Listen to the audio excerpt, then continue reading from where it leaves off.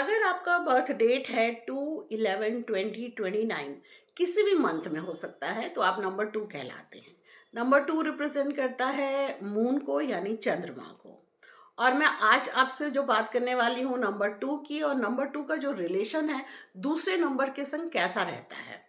और इससे पहले का जो आपने वीडियो अगर देखा होगा, तो मैंने नंबर 1 की बात की थी। और अगर अभी तक आपने वो वीडियो नहीं देखा है तो वो देख सकते हैं आप जा करके। मैंने नंबर 1 की बात की थी कि उनके रिलेशन जो है दूसरे नंबर के संग कैसे रहते हैं।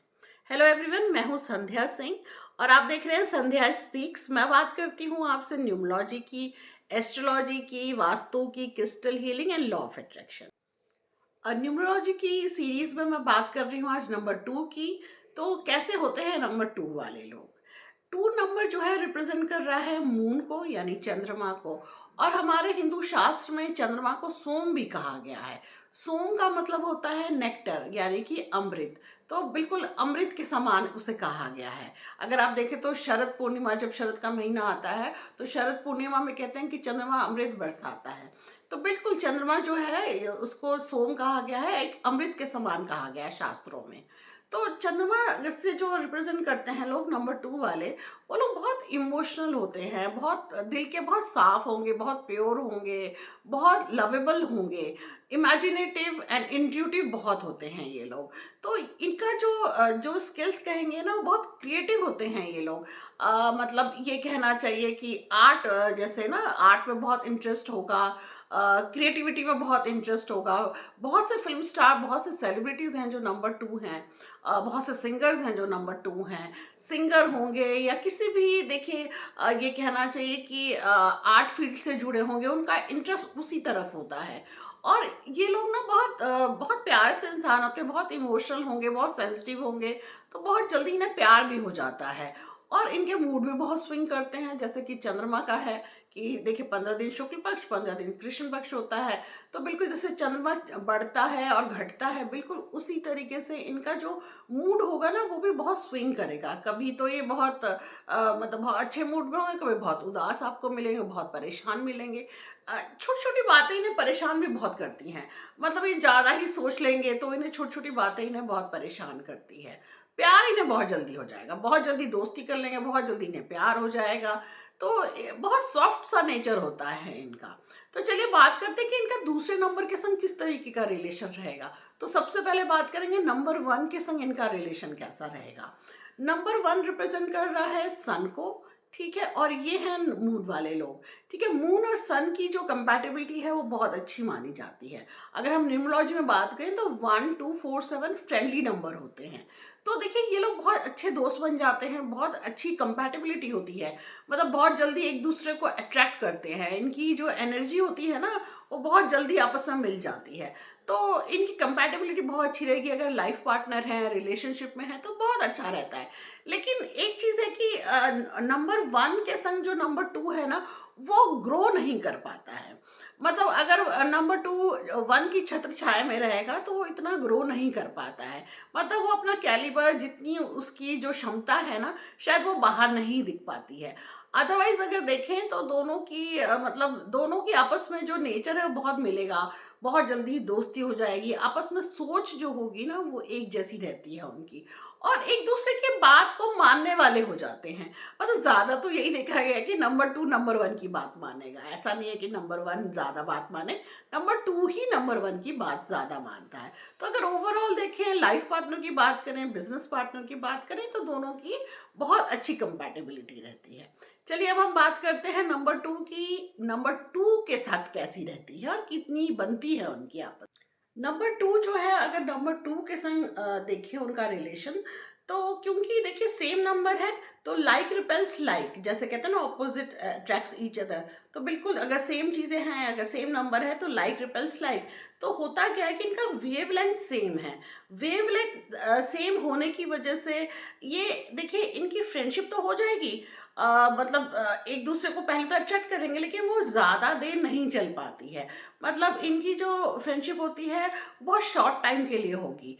क्यों? क्योंकि दोनों एक जैसे हैं। ठीक है। तो ये क्या होगा, ये लॉन्ग टर्म तो नहीं चल पाता। अगर हम रिलेशनशिप की बात करें, मैरिज की बात करें, तो होगा क्या कि पहले तो बड़ी अच्छी दोस्ती हो जाएगी, बहुत प्यार भी हो जाएगा, लेकिन वो कुछ ही टाइम तक के लिए रहेगा, उसके बाद वो बिल्कुल साथ रहना नहीं चाहेंगे।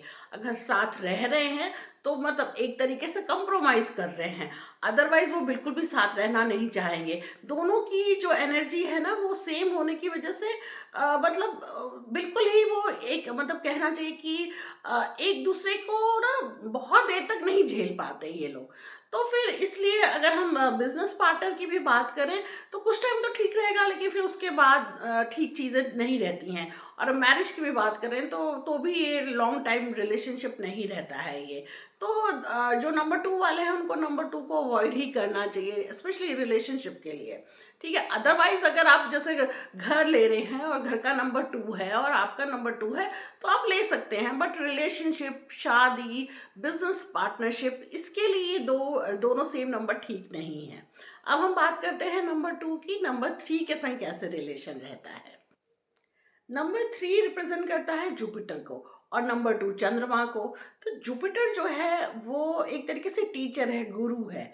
तो वो बहुत ऑर्गेनाइज है। जुपिटर जो है, नंबर थ्री जो होते हैं वो लोग बहुत ऑर्गेनाइज रहते हैं, बहुत डिसिप्लिन में रहते हैं, एक टीचर के समान होते हैं। और नंबर टू बिल्कुल अपोजिट, वो लोग ना मतलब उनका ना कभी भी मतलब अप एंड डाउन चलता रहता है। वो बहुत ज़्यादा डिसिप्लिन में नहीं रहेंगे, बहुत ज़्यादा ऑर्गेनाइज भी नहीं रहेंगे।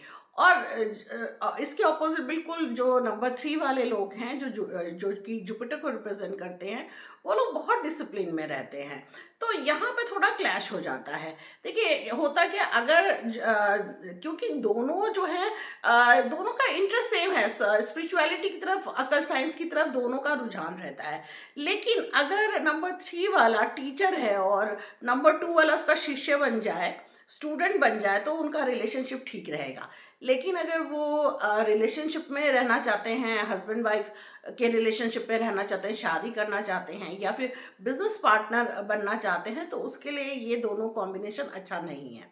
तो उसके लिए तो नंबर टू और नंबर थ्री का हम इतना अच्छा नहीं मानेंगे, क्योंकि वैसे तो इनकी ठीक है, मतलब एवरेज रिलेशनशिप रहता है, मतलब काफ़ी न्यूट्रल हैं ये। मतलब ऐसा नहीं है कि एक दूसरे को पसंद नहीं करेंगे, बट ये उसके लिए ठीक नहीं है, मैरिज के लिए ठीक नहीं है, बिजनेस पार्टनर के लिए ठीक नहीं है।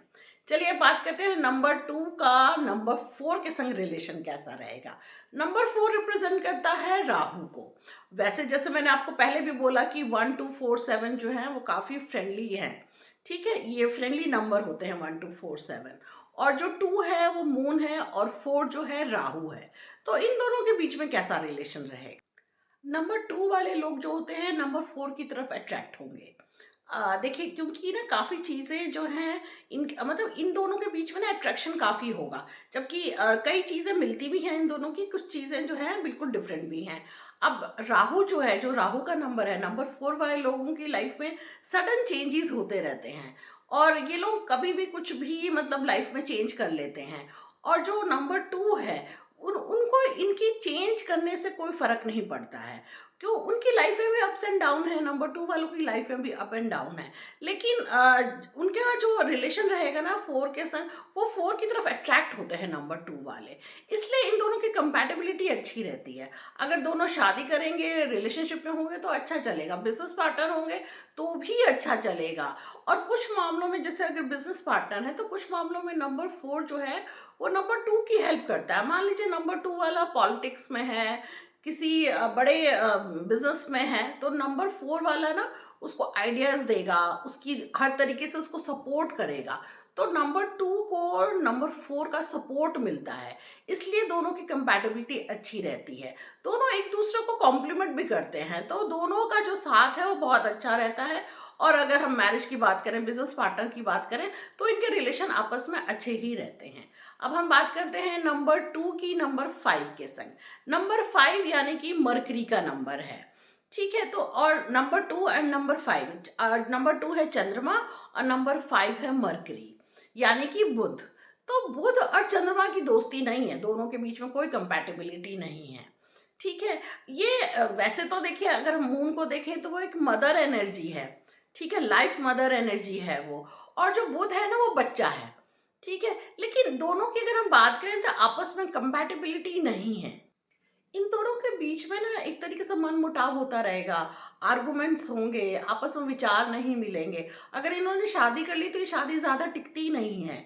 बिज़नेस पार्टनर भी होंगे ना तो आपस में ना काफ़ी आर्गुमेंट करेंगे, तो ये बिज़नेस भी नहीं इनका साथ चल सकता है।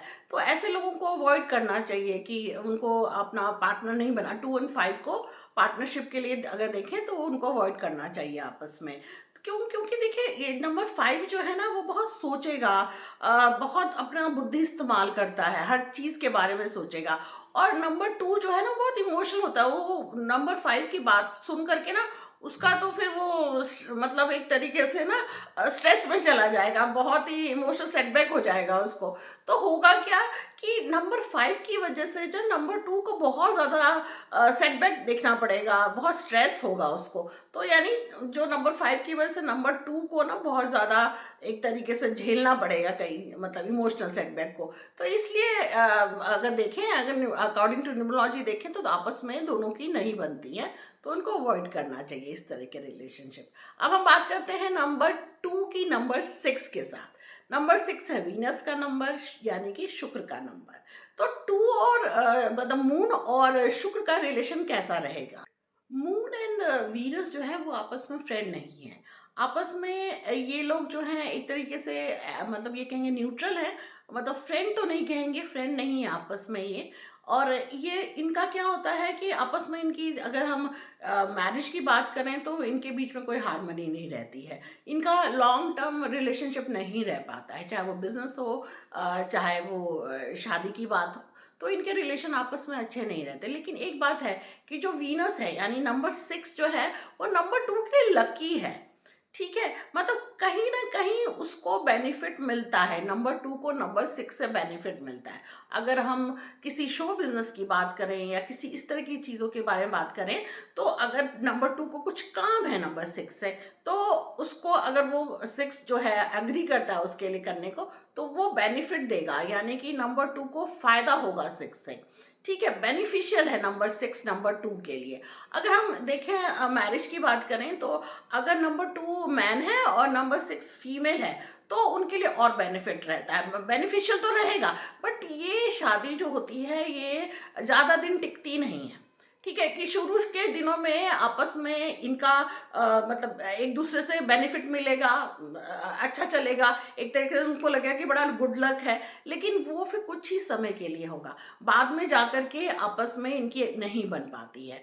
तो बिजनेस पार्टनर के लिए या शादी के लिए ये दोनों नंबर ठीक नहीं है, इनको अवॉइड करना चाहिए।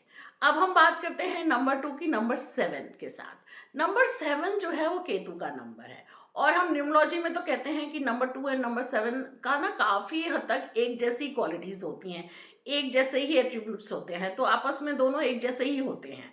तो इन दोनों की बहुत अच्छी आपस में कंपैटिबिलिटी होती है। चाहे वो मैरिज की बात करें, किसी भी तरीके का रिलेशनशिप हो, बिजनेस पार्टनर हो, या फिर गुरु शिष्य हो, टीचर और स्टूडेंट हो, कोई भी हो, अगर मान लीजिए सिबलिंग्स होते हैं, फ्रेंड्स होते हैं, आपस में इन लोगों की बहुत अच्छी जमती है। ये लोग बहुत एक दूसरे को बहुत अट्रैक्ट करते हैं, बहुत जल्दी इनकी दोस्ती हो जाएगी। देखते ही ना अट्रैक्शन हो जाता है, 2 और 7 के बीच में ना बहुत जल्दी अट्रैक्शन होता है। अगर मैंने कई बार ये भी देखा है कि अगर नंबर 2 वालों का अगर एक्स्ट्रा मैरिटल अफेयर्स होता है ना, तो वो मोस्टली नंबर 7 के संग ही होता है। या फिर अगर नंबर 7 का एक्स्ट्रा मैरिटल अफेयर देखा है मैंने, वो नंबर 2 के संग ही होता है, क्योंकि वो मिलते हैं ना तो वो एकदम से एक दूसरे को ना मतलब ऐसा लगता है कि पता नहीं कितने जन्मों से ये एक दूसरे को जानते हैं। तो इन दोनों की ना एकदम बहुत ज़्यादा अट्रैक्शन हो जाता है इनके बीच में। तो मैं ये कहूँगी कि इनकी बहुत अच्छी कंपैटिबिलिटी रहती है, चाहे आप मैरिज की बात करें या बिजनेस की बात करें, दोनों के बीच में बहुत अच्छी कंपैटिबिलिटी रहती है। अब हम बात करते हैं नंबर 2 की नंबर 8 के संग कैसी जमती है। नंबर 8 यानी कि सैटर्न यानी कि शनि। तो शनि के संग चंद्रमा का कैसा जाए? देखिए मून एंड सैटर्न, चंद्रमा और जो शनि है आपस में फ्रेंड नहीं है, तो ना एक दूसरे से अट्रैक्ट भी नहीं होते हैं। और इन दोनों की मतलब मैरिज तो कभी भी मतलब ज़्यादा सक्सेसफुल नहीं रहती है। तो मैरिज तो नहीं मतलब अच्छी रहेगी इनकी, ना बिजनेस पार्टनर में भी ये लोग इतने अच्छे नहीं रह पाते हैं। इनकी ना आपस आपस में ये कहना चाहिए कि बहुत अच्छी कंपैटिबिलिटी तो बिल्कुल भी नहीं है। ठीक है, ये बहुत न्यूट्रल रहते हैं, ठीक है, एक दूसरे से काम है, ठीक है। ठीक है। नंबर 2 को अगर नंबर 8 से काम है ना, तो वो उसकी सर्विसेज ले लेगा, लेकिन उसकी तरफ अट्रैक्ट नहीं होगा कि शादी कर लूँ मैं, या फिर मतलब बिजनेस पार्टनर बना लूँ। ऐसा अट्रैक्शन बिल्कुल दोनों के बीच में नहीं होता है। हाँ, एक दूसरे के लिए कोई काम है, एक दूसरे के मतलब कुछ उनसे कोई काम निकलता है, तो वो काम कर लेंगे, बट इस तरह की रिलेशनशिप नहीं जमती है उनकी। तो नंबर 2 को नंबर 8 जो है वो अवॉइड ही करना चाहिए। अब हम बात करेंगे नंबर 2 का नंबर 9 के संग रिलेशन कैसा रहता है। नंबर 9 यानी कि मार्स का नंबर है। तो मार्स जो है वो मंगल को रिप्रेजेंट करता है। तो चंद्रमा और मंगल का रिलेशन कैसा रहेगा? देखिए, दोनों के बीच में ना मतलब एक तरीके से न्यूट्रल ही रिलेशनशिप है। नंबर 9 जो है वो नंबर 2 को प्रोटेक्ट करता है, तो नंबर 9 जो है वो प्रोटेक्टर बन जाता है। तो इसलिए दोनों की अगर मान लीजिए कि शादी होती है, मैरिड, अगर मैरिज के पर्पज से देखें, तो नंबर 2 एंड नंबर 9 की आपस में कंपैटिबिलिटी रहती है। अगर मतलब नंबर 2 को ना नंबर 9 प्रोटेक्ट करता है, तो शादी के लिए अच्छा है, बिजनेस के लिए भी बहुत अच्छा है, आपस में ये बिजनेस भी कर सकते हैं। आपस में देखिए इनका अट्रैक्शन होता है, लेकिन ऐसा नहीं होता कि एक बार देखा और दोनों के बीच में अट्रैक्शन हो गया, ऐसा नहीं होता, क्योंकि दोनों का नेचर बहुत डिफरेंट है। 9 नंबर जो है बहुत एग्रेसिव है, बहुत एनर्जेटिक है। नंबर 2 जो है इतना एनर्जेटिक नहीं है, और ना ही नंबर 2 जो है वो थोड़ा लवेबल है, इमोशनल है, वो एग्रेसिव नहीं है। तो दोनों का जो नेचर है ना बहुत ऑपोजिट है, लेकिन ऑपोजिट होने के बावजूद भी ना नंबर 2 को नंबर 9 अच्छा लगेगा।